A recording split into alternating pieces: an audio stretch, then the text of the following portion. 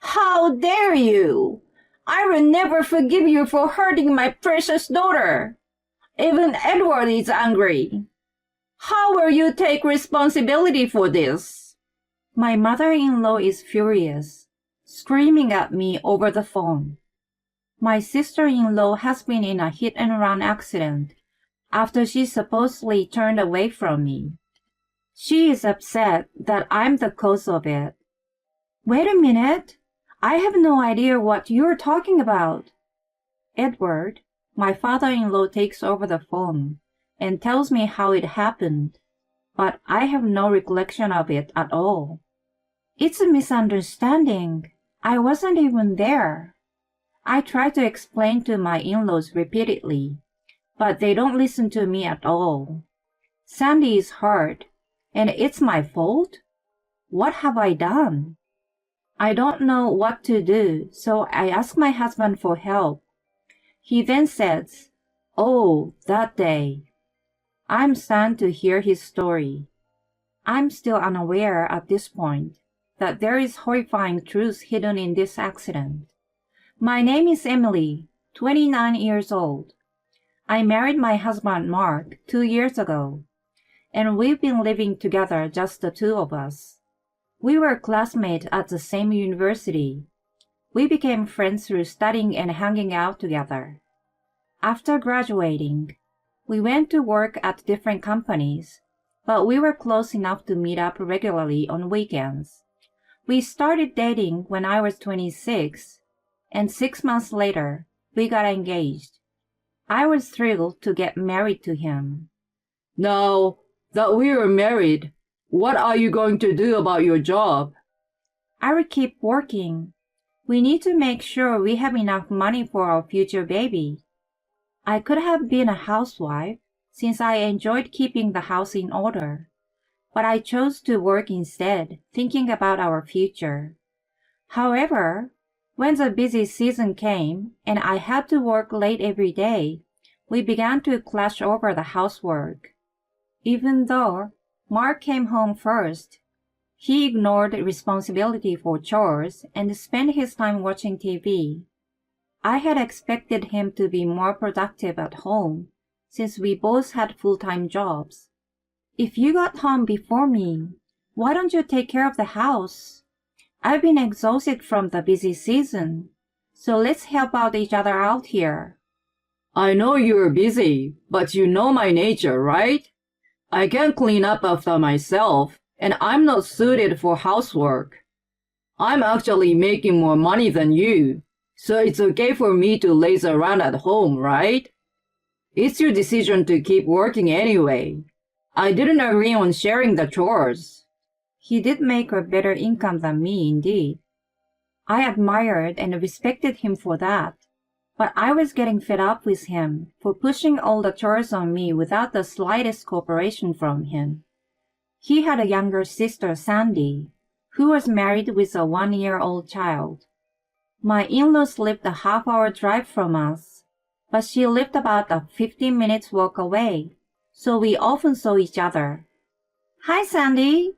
Your kid is really cute. I know it must be tough raising a child, but if you need anything, you can always count on me." "Thank you. I hope you have a baby soon, too." I took time out of my busy schedule to learn about child education so that I could put it into practice as soon as I had one. I felt like I could get through my stress better by thinking about my bright future. One day, however, something unexpected happened. While I was at work, I received a call from Alice, my mother-in-law. "Sandy was in a hit and run last night around 10 p.m. "No way! Really? How is she now?" I could not hide my shock and hoped that she was all right. What Alice said next was outrageous. "How dare you pretend like you don't know? She was injured because of you. Even Edward is furious that you hurt her. How are you going to take responsibility for this?" She was upset that I was the cause of the accident. "Excuse me? What are you talking about?" Don't play dumb with me. Edward told me exactly what happened. I couldn't understand what she was talking about. Edward took over the phone and explained to me what had happened. According to him, it started with Sandy's husband getting wasted at home. He started ranting and raving about the child's cry, and even went so far as to throw things around. Sensing that she was in danger, Sandy took the child and came to my house for refuge, but I turned her away. She was in despair and was on the way back home when she was hit by a moped. She suffered a broken leg, but both of them avoided life-threatening injuries. I was relieved to hear that. There was one thing that bothered me, though. I was not at home around 10 p.m. the night before, but I supposedly turned her away. I was still working at my office around that time, so I didn't see her in the first place. It makes no sense what you are saying. Can anyone confirm your alibi? Well, I really don't know anything. Believe me. I tried my best to explain the misunderstanding, but my in-laws didn't listen to me. They were angry and hung up on me. I had no recollection of what they had said, but one thing was certain. Mark must have been home last night around that time. Let's ask him.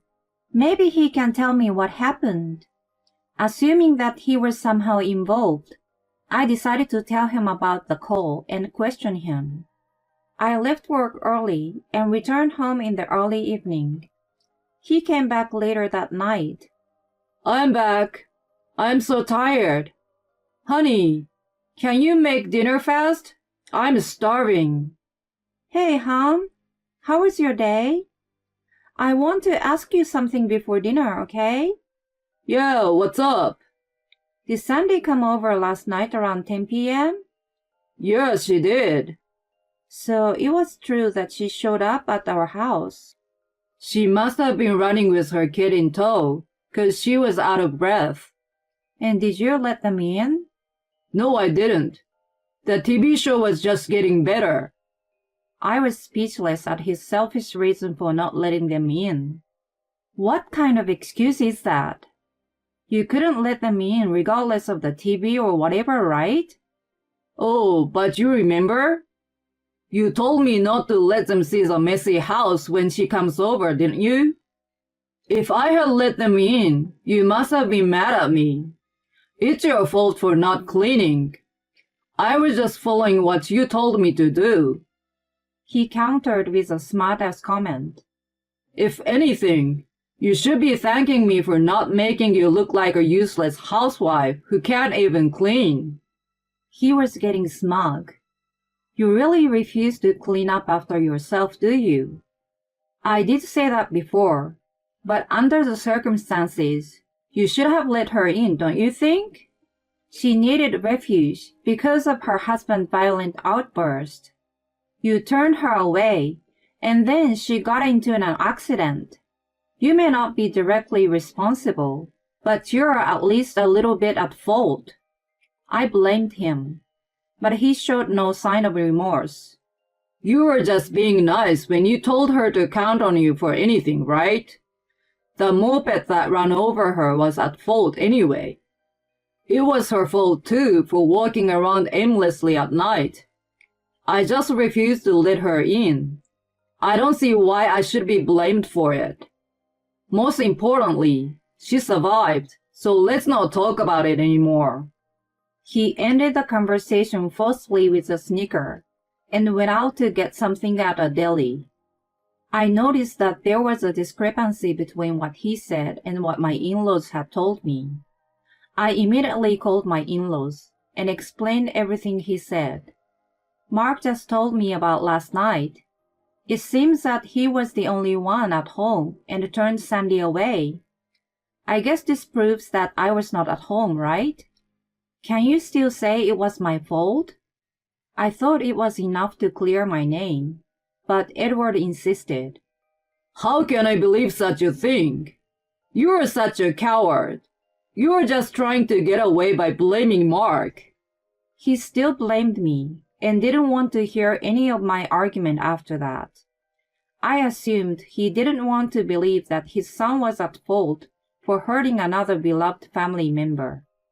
I got it, but I could not just back down. 3 days later, I went to my in-laws' house. I was determined to prove that I was not at home that night and that I was nothing but innocent. After explaining the situation to my supervisor, I got my time card and a still image of me working in the office at the time of the accident. I had enough proof.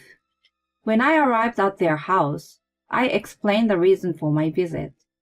Thank you for taking the time to see me today. During our phone call the other day, you accused me of turning Sandy away. I would like to clear my name here today. Well, you sound confident. I see. Let's hear it. Sandy was also present with a cast on her leg.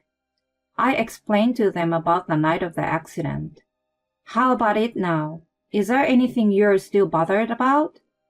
Then Sandy said, I was sure that you were at home. I was perplexed to see her, truly looking confused.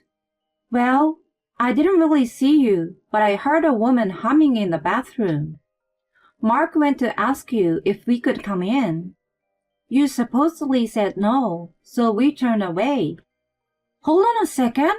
Who was the woman in the bathroom? I called Mark to come over quickly, and the family members crowded around him intently. Oh, come on. You're still talking about it. I only turned her away because Emily told me to. It wasn't my fault. He still showed an unchanging attitude. Sandy said there was a woman in the bathroom. Who was she?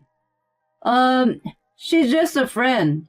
She was helping me clean up because you were neglecting your chores. It's your fault after all, for causing me trouble to get help from her. He insisted that he had nothing to do with the accident. You know, I didn't want to show you these right here, but you recognize them, don't you? I presented pictures to them. Those were of a strand of hair that was not mine on the bed, and of a used condom that he forgot to put away. Mark broke out in a cold sweat. You sent Sandy away, and when I came home, you were sleeping on the sofa in the living room. I thought you would catch your cold, so I went into the bedroom to get a blanket. I found the hair and the condom there.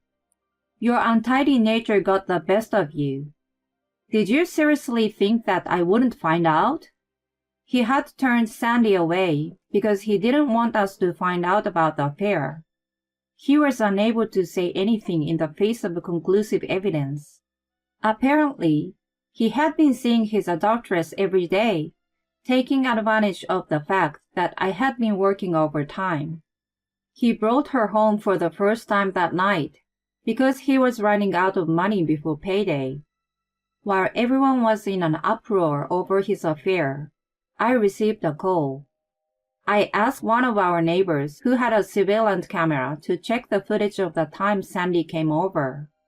It showed that a short time after Sandy left, a moped came out of my driveway at a great speed. Wait! No way! The driver of the moped it was the adulteress. It turned out that the person who hit and injured Sandy was Mark's lover. The truth about the accident was revealed, and the case was settled. My in-laws and I were outraged that Mark was the culprit in all of that. I don't remember raising you to be like this. You can't take care of your sister or wife, and you can't even clean after yourself. You can't even get ahead in life. You really are the worst brother.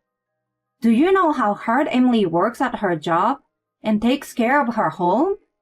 Not only does she do all that, but she helps me as well. She's a way better person than you. I am ashamed to be the sister of an idiot. I'm not going to stay with you after this. I've put up with your laziness for a long time, but I've reached my limit, and I'm tired of it. Besides, You take advantage of my busy schedule and cheat on me. You're nothing but a scumbag. I'm getting a divorce. Mark was in a complete state of distress. Please forgive me, please. He was on his knees apologizing, but none of that made any difference to us. A few days later, I filed for divorce. I demanded a large amount of alimony from Mark to make amends for his past mistakes. When the hit-and-run driver was arrested, we found out that she was a colleague of Mark. Sandy charged her for the injury and emotional distress. Later, she was fired from her job. I got fired because of you, moron.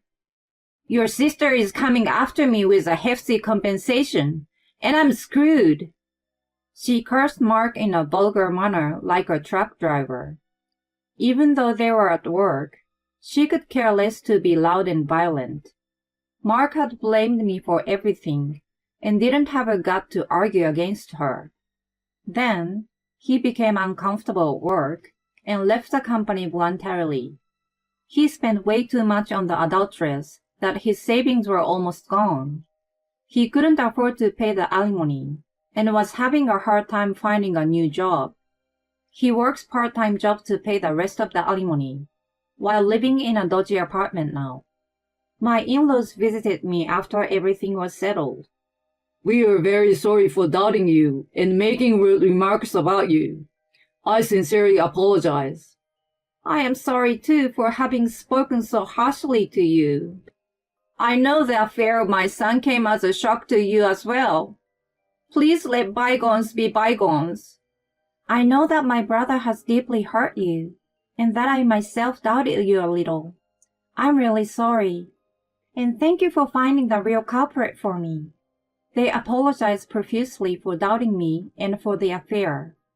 By the way, Sandy and her husband are also getting a divorce due to his drinking problem. She and her child are now living with her parents. I'm still on good terms with my ex-in-laws. Mark blamed others for all of his mistakes, which came back to hurt him later on. I should honestly admit my mistakes and live my life with pride so that I can move on to the next chapter.